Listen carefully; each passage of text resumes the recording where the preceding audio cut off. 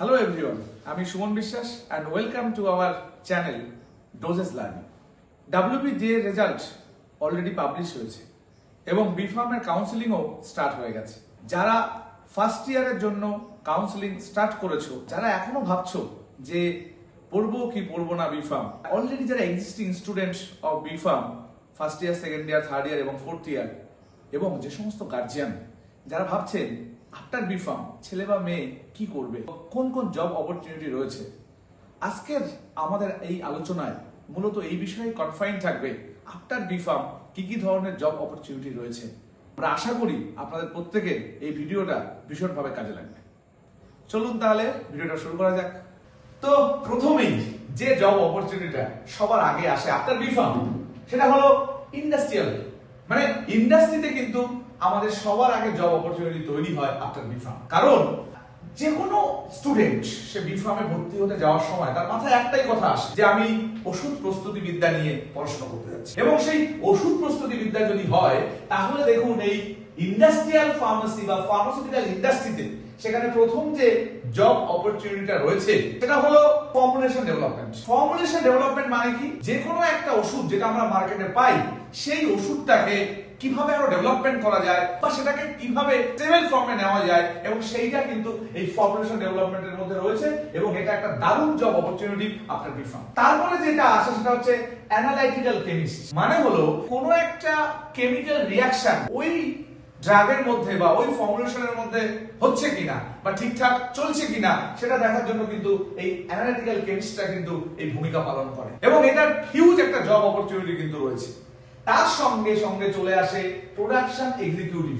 Ultimately যেখানে finish product তৈরি হয়, মানে ট্যাবলেটের মেশিনের দ্বারা ট্যাবলেট তৈরি হচ্ছে, সিরাপ চার্জ হচ্ছে, সিরাপ তৈরি হচ্ছে, প্যারেন্টাল প্রিপারেশন, লাইভ ইনজেকশন এগুলো তৈরি হচ্ছে, সেগুলো কিন্তু এই প্রোডাকশন এরিয়াতে হয়। এবং এই production executive is very biggest job in pharmaceutical industry. এরপরে যেটা আসে সেটা হচ্ছে কিউএ এন্ড কিউসি। কিউএ মানে কোয়ালিটি অ্যাসুরেন্স এবং কিউসি মানে কোয়ালিটি কন্ট্রোল। এই কোয়ালিটি কন্ট্রোল মানে হলো যে কোনো একটা ড্রাগ ঠিকঠাক আছে কিনা, তার এফিকেসি ঠিক আছে কিনা সেইটাকে নির্ধারণ করবে এই কোয়ালিটি কন্ট্রোল অফিসার, এবং সেটা যখন সে নির্ধারণ করে ফেললো যে এটার মধ্যে পুরোপুরি গুণমান ঠিক আছে, সেটা চলে যাবে তখনই এই প্রোডাকশনের কাছে এবং আলটিমেটলি ফিনিশ প্রোডাক্ট তৈরি হয়। So it's a very biggest opportunity to BPharm student মানে after BPharm। তারপরে যেটা আসে সেটা হচ্ছে রেগুলেটরি অ্যাফেয়ার্স অ্যাসোসিয়েট। সেখানে সেই রেগুলেটরি অ্যাফেয়ার্স এর ক্ষেত্রে ইম্পর্টেন্ট ফ্যাক্টর হচ্ছে লিগ্যাল সেল। মানে কোনো একটা কোম্পানি যাতে গভর্নমেন্টের কোনো রকম কোনো প্রবলেমের মধ্যে না পড়ে, কোনো আইন কানুনের জটিলতার মধ্যে না পড়ে, সেই ডিপার্টমেন্টটা যেটা দেখা হয় সেটাকে বলা হয় রেগুলেটরি অ্যাফেয়ার্স। এখানে কিন্তু বেশ সুন্দর লুক্রেটিভ জব কিন্তু সমস্ত BPharm যারা কমপ্লিট করবে তাদের জন্য কিন্তু ওয়েট করছে, এবং ভেরি বিগেস্ট কোম্পানি ইন্ডিয়াতে কিন্তু আমাদের রয়েছে।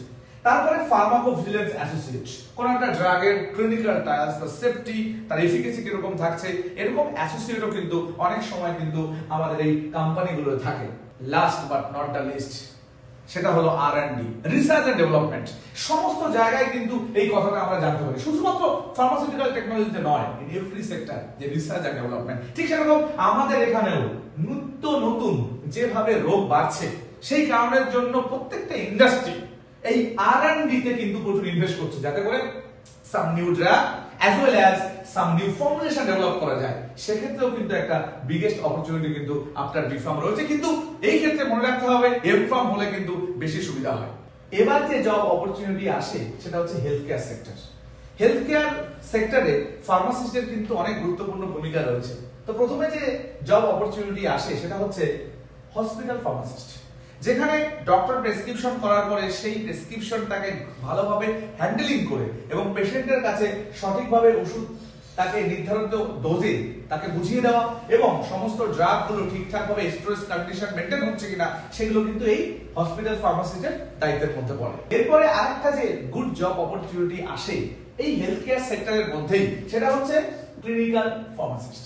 এই ক্লিনিক্যাল ফার্মাসিস্ট মানে কি, ড্রাগ ইন্টারাকশন হচ্ছে কিনা, ড্রাগ ফুড ইন্টারাকশন হচ্ছে কিনা, এই ব্যাপারগুলোকে দেখে নিতে হয়, যাতে পেশেন্ট ড্রাগ খাওয়ার পরে মানে ওষুধ খাওয়ার পরে তার যেন কোনো পার্শ্ব প্রতিক্রিয়া না হয়, বা তার জন্য সেই ওষুধটা সঠিকভাবে শরীরের মধ্যে গিয়ে কাজ করে এবং খুব তাড়াতাড়ি স্পিডি রিকভারি হয়। সেক্ষেত্রে কিন্তু ক্লিনিক্যাল ফার্মাসিস্টের একটা উল্লেখযোগ্য ভূমিকা থাকে।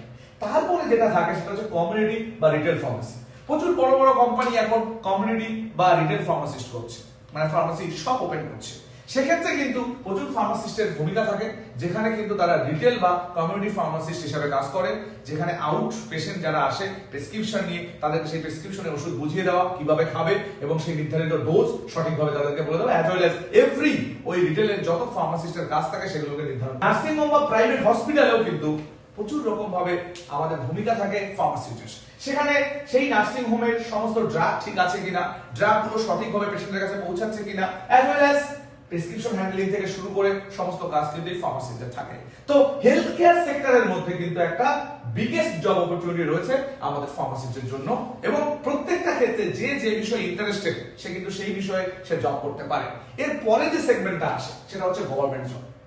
সত্যি কথা বলতে গেলে প্রত্যেকটা মানুষের মনে স্বপ্ন থাকে, বিশেষ করে গার্জিয়ানদের, যে বাবা মা চায় ছেলে সরকারি চাকরি করবে। তো এই হিউজ অপরচুনিটি আমাদের রয়েছে এই ফার্মাসিস্টদের ক্ষেত্রে। তো প্রথমে যেটা রয়েছে ড্রাগ ইন্সপেক্টর। ড্রাগ ইন্সপেক্টর একটা ভীষণ dream job after B Pharm or after M Pharm. সেক্ষেত্রে কিছু কিছু স্টেটের ক্ষেত্রে আফটার বিফার্ম রয়েছে, কিছু কিছু স্টেটের ক্ষেত্রে আফটার এমফার্ম সাম এক্সপেরিয়েন্স রয়েছে। এগুলো আমি পরবর্তী কোনো একটা ভিডিওতে আপনাদেরকে এলাবোরেটলি বলে দেবো। শুধু এইটুকু বলে দেওয়া যে এই যে ড্রাগ ইন্সপেক্টর, এটা কিন্তু ভীষণ লুক্রেটিভ জব। এভরি দোকান, every shop, every hospital and every জায়গায় ড্রাগ রিলেটেড যত কাজ হচ্ছে সেগুলো কিন্তু এই ড্রাগ ইন্সপেক্টর দায়িত্বের মধ্যে পড়ে। এক একটা এরিয়ায় এক একজন ড্রাগ ইন্সপেক্টর থাকে এবং সে কিন্তু ওইটাকে নির্ধারণ করে। তারপরে আসে সেটা হচ্ছে গভর্নমেন্ট হসপিটাল। গভর্নমেন্ট হসপিটালে বিভিন্ন পরীক্ষা, অনেক সময় selection in basis of number আমাদের কিন্তু ফার্মাসিস্ট নিয়োগ হয় WHR এর মাধ্যমে। যেমন এখনই ফার্মাসিস্ট নিয়োগ হচ্ছে, অলরেডি বিজ্ঞাপন বেরিয়ে গেছে। আর তার পাশাপাশি কদিন আগে রেলওয়ে ফার্মাসিস্ট নিল, তার এক্সাম হয়ে গেছে, এখনো রেজাল্ট বেরোবে, এবং সেখানেও কিন্তু ফার্মাসিস্টদের কিন্তু নিয়োগ দেখা যায় সেন্ট্রাল গভর্নমেন্ট এজেন্সি, যেমন যেগুলো বললাম সেগুলো। ফুড ইন্সপেক্টর একটা অপরচুনিটি থাকে, as well as government teaching job. After M Pharm, এটা এমফার্ম করতেই লাগে, তখন কিন্তু সে চাইলে গভর্নমেন্ট যে কলেজগুলো আছে সেখানে কিন্তু অ্যাসিস্ট্যান্ট প্রফেসর বা লেকচারার হিসেবে জয়েন করার অপরচুনিটি রয়েছে। সো এখানে কিন্তু একটা হিউজ অপরচুনিটি গভর্নমেন্ট জবের মধ্যে রয়েছে। আমি ভেরি শর্টে বললাম, পরবর্তীতে কোনো একটা ভিডিওতে আমি এই গভর্নমেন্ট জব নিয়ে একটা এলাবোরেট ভিডিও করে দেবো, এবং আমার বিশ্বাস যে ওখান থেকে অনেক মানুষ উপকৃত হবে। এরপরে আফটার বিফার্ম যে আরেকটা অপরচুনিটি আমাদের সামনে চলে আসে সেটা হচ্ছে একাডেমিক্স এন্ড রিসার্চ। একাডেমিক্স মানে যে সমস্ত জায়গায় শিক্ষা প্রতিষ্ঠান, সেই সব জায়গাতে চাকরির সুযোগ, সমস্ত গভর্নমেন্ট এবং নন গভর্নমেন্টাল যে সমস্ত রিসার্চ জায়গা রয়েছে সেই সব জায়গাও কিন্তু একটা সুযোগ আফটার বিফার্ম চলে আসে।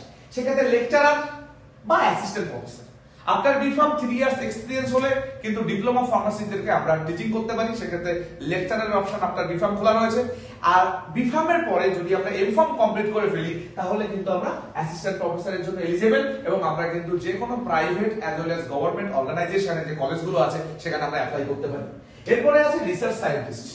রিসার্চ সায়েন্টিস্ট মানে হচ্ছে গিয়ে যেখানে আলটিমেটলি কোনো ড্রাগ বা কোনো ফর্মুলেশন নিয়ে রিসার্চ হয়, বা নতুন কোনো মলিকুলস নিয়ে আইডেন্টিফাই করার জন্য যে সমস্ত প্রতিষ্ঠানগুলো রয়েছে সেই সব জায়গায় কিন্তু সুযোগ রয়েছে আফটার বিফার্ম। আমি বলবো যারা ভেরি ব্রাইট স্টুডেন্ট তাদের ক্ষেত্রে কিন্তু এটা ভীষণ রকম ভাবে সুযোগে কাজ করে, এবং আমি কয়েকটা নাম এখানে লিখেছি, যেটা হচ্ছে CSIR, যেটা হচ্ছে council of scientific and industrial research, এবং এই ক্ষেত্রেও কিন্তু প্রচুর ভালো ফেলোশিপ নিয়ে আমরা কিন্তু রিসার্চ সায়েন্টিস্টের কাজ করতে পারি। As well as ICMR, Indian council of medical research. আপনারা জানেন এখানে MBBS রাও কাজ করতে পারে, সাবসিকুয়েন্টলি আমাদের বিফার্ম গ্রাজুয়েটরাও কিন্তু কাজ করতে পারে, এবং এই ক্ষেত্রে কিন্তু প্রচুর রকম রিসার্চ এবং ওরিয়েন্টেশনের সুযোগ রয়েছে। আর তার সঙ্গে DBT মানে হচ্ছে ডিপার্টমেন্ট অফ বায়োটেকনোলজি, এবং যে ক্ষেত্রেও কিন্তু ফেলোশিপ নিয়ে বেশ সুন্দর করে আলটিমেটলি রিসার্চ সায়েন্টিস্টের জন্য আমরা কাজ করতে পারি, এবং এই ফেলোশিপের এই জায়গাটা কিন্তু অনেক সময় বেশ লুক্রেটিভ টাকা আমরা পেতে পারি এভরি মান্থে 30, 40, 50, 60।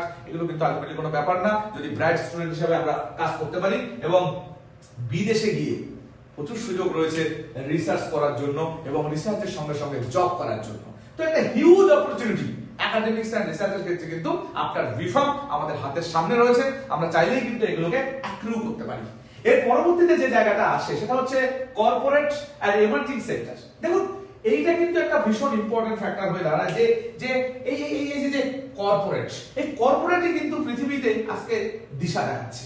বড় বড় কর্পোরেট কিন্তু প্রচুর প্রচুর প্রচুর রকম ভাবে আমাদেরকে দেখাচ্ছে যে কি করে প্রচুর টাকা ইনকাম করতে হয়। এবং সেই জায়গায় দাঁড়িয়ে এই কর্পোরেট সেক্টরের সবথেকে ফ্যাক্টর ফার্মা মার্কেটিং।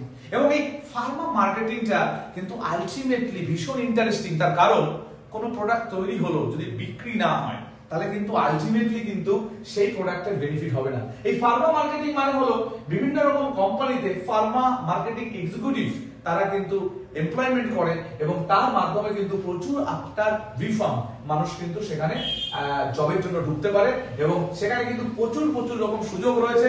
শুধুমাত্র এক্ষেত্রে জব নয়, শুধুমাত্র স্যালারি নয়, তার সঙ্গে ইনসেন্টিভ পাওয়ারও সুযোগ থাকে।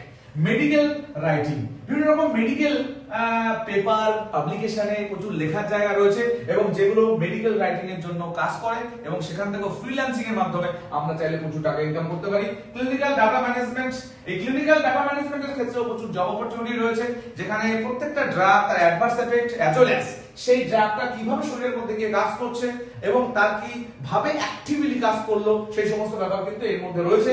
মেডিকেল কোডিং, এটা একটা সফটওয়্যার বেস একটা কাজ, যেক্ষেত্রে কিন্তু প্রচুর রকম ভাবে আমাদের আফটার রিফার্ম সুযোগ পেয়ে থাকি। এবং ফার্মা আইটি এই মুহূর্তে সবথেকে যেটা লুক্রেটিভ। আমরা এর আগে ভাবতাম যে শুধুমাত্র বিটেক পড়ার পরে আইটি তে কাজ পাওয়া যায়, কিন্তু তা নয়। আফটার রিফার্ম কিন্তু ফার্মাকোভিজিলেন্সের প্রচুর জব অপরচুনিটি রয়েছে। আমি নাম বলে দিচ্ছি আপনাদেরকে, কগনিজেন্ট, টিসিএস, উইপ্রো, প্রচুর জায়গাতে কিন্তু এখন আফটার রিফার্ম গ্রাজুয়েট বিভিন্ন স্টুডেন্টদেরকে নেওয়া হচ্ছে এবং সেটা কিন্তু পুরোপুরি মানে ইনফরমেশন টেকনোলজি বেস। এছাড়াও বায়োটেকনোলজি এন্ড বায়োফার্মা ইন্ডাস্ট্রিতেও কিন্তু প্রচুর রকম ভাবে প্রচুর স্টুডেন্টদেরকে নেওয়া হয় আফটার বিফার্ম এমফার্ম, তো সেক্ষেত্রে কিন্তু একটা দারুণ জব অপরচুনিটি রয়েছে। তার মানে দেখুন এখানেও একটা হিউজ কিন্তু জব অপরচুনিটি রয়েছে। এরপরে আসে এন্টারপ্রেনারশিপ। এটা কিছুটা আমার মনে হয় যে এখনকার স্টুডেন্টরা, এখনকার ছেলেমেয়েরা এই এন্টারপ্রেনারশিপের উপরে কিন্তু বড় জোর দেয়। তো এটাকে কিন্তু একদম নেগলিজেন্সিতে দেখার কিছু নেই, কারণ আলটিমেটলি এন্টারপ্রেনারশিপে কিন্তু একটা ভীষণ বড় জায়গা এবং আফটার রিফার্ম এই এন্টারপ্রেনারশিপের কিন্তু প্রচুর বড় স্কোপ রয়েছে। লাইক আপনি চাইলে রিটেল ফার্মেসি করতে পারেন, হোলসেল ডিস্ট্রিবিউশন আপনি শুরু করতে পারেন। সেক্ষেত্রে আপনার নির্দিষ্ট বিজনেসটাকে আপনি আপনার মতন করে এগিয়ে নিয়ে যেতে পারবেন। আপনি বড় করুন ছোট করুন সবই আপনার উপরে ডিপেন্ড করছে। তার পাশাপাশি ফার্মাসিউটিক্যাল ম্যানুফ্যাকচারিং ইউনিট মানে বিগেস্ট ড্রিম দেখতে হবে, তাহলে কিন্তু অনেক সময় বড় কাজ করা যায়। এটা আমি অনেক ক্ষেত্রেই প্রমাণ আমরা পেয়েছি। সেক্ষেত্রে কিন্তু এই ফার্মাসিউটিক্যাল ম্যানুফ্যাকচারিং ইউনিট কিন্তু চাইলে আফটার রিফার্ম ওপেন করা যায়। With the help of some money দরকার হয়, কিন্তু মানির জন্য কোনো কিছু আটকায় না, সবই কিন্তু থট প্রসেসের উপর ডিপেন্ড করে, সেগুলো কিন্তু হয়ে যাবে। তার সঙ্গে কিন্তু নিউট্রাসিউটিক্যাল হার্বাল প্রোডাক্টের বিভিন্ন রকম স্টার্টআপ করা যেতে পারে, যে ক্ষেত্রে নিউট্রাসিউটিক্যাল কিন্তু এই মুহূর্তে ভীষণ জনপ্রিয়, কারণ ন্যাচারাল প্রোডাক্টের রমরমা মার্কেটে বাড়ছে।